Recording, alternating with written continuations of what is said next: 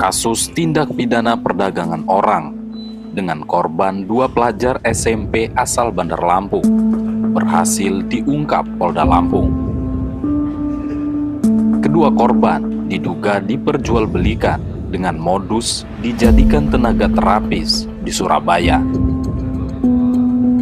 Kasus tersebut diekspos Kapolda Lampung, Irjen Pol Helvi Assegaf, didampingi Gubernur Lampung Rahmat Mirzani Jausal dan Wali Kota Bandar Lampung Eva Duyana, Selasa 12 Mei 2026. Terungkapnya kasus ini bermula dari laporan keluarga korban, yakni 2 pelajar berinisial R 14 tahun dan B 15 tahun, warga Teluk Betung Selatan, Bandar Lampung.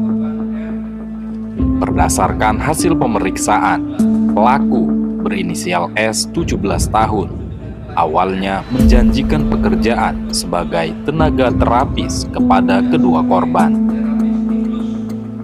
Namun setelah dibawa ke Surabaya, keduanya justru diduga dipekerjakan sebagai terapis plus-plus.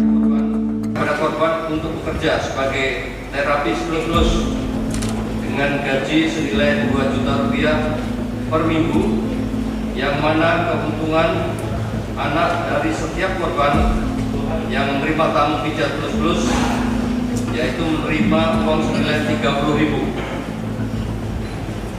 Kronologis singkat peristiwa, pada hari Selasa tanggal 7 April 2026 jam 17.00 WIB, anak saksi berinisial N di rekan sekolah korban atau R menjemput korban R yang masih duduk di kelas 3 SMP,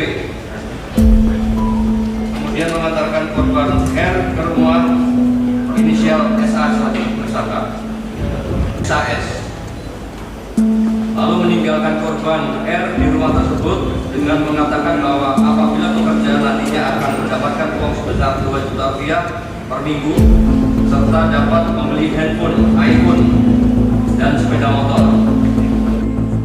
Barang bukti yang berhasil diamankan dari pelapor yaitu 1 lembar fotokopi leges akta kelahiran atas nama korban R dan NIK 187 daftar. 1 lembar fotokopi kartu keluarga atas nama kepala keluarga C tunai.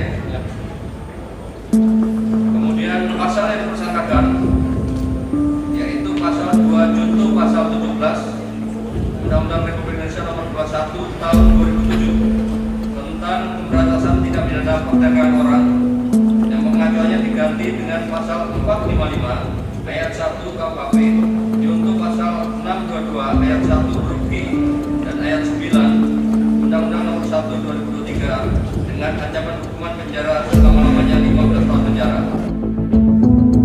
Gubernur Lampung Rahmat Mirzani Jausal mengapresiasi langkah cepat aparat kepolisian dalam mengungkap kasus tersebut. Ia juga mengecam keras praktik perdagangan orang yang melibatkan anak di bawah umur. Untuk pendampingan kedua korban, korban R didampingi UPTD Provinsi Lampung, dan korban B mendapat pendampingan dari pemerintah Kota Bandar Lampung. Pendampingan hukum juga akan diberikan kepada kedua korban. Yang telah berhasil mengungkap kasus TPPO kali ini, yang mana sebenarnya kasus TPPO ini melakukan visum dan pemeriksaan kesehatan lanjutan di Rumah Sakit Umum Abdul Muluk, dan kondisi korban saat ini dilaporkan stabil. Pemulihan psikologis oleh medis UPTD PPA melakukan konseling trauma intensif, melakukan reintegrasi sosial. Kita berkoordinasi dengan SOS Kabupaten Kota asal korban untuk mempersiapkan reintegrasi keluarga dan melanjutkan pendidikan korban. Tentunya kita sama-sama tahu korban ini masih kelas 3 SMP dan sekalian melanjutkan ke jenjang SMA.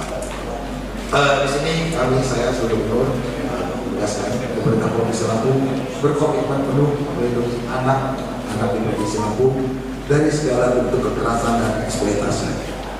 UPTD PPA Provinsi Lampung hadir sebagai garda terdepan dan akan memastikan setiap orang. Tim Liputan Raja Wali Visual melaporkan.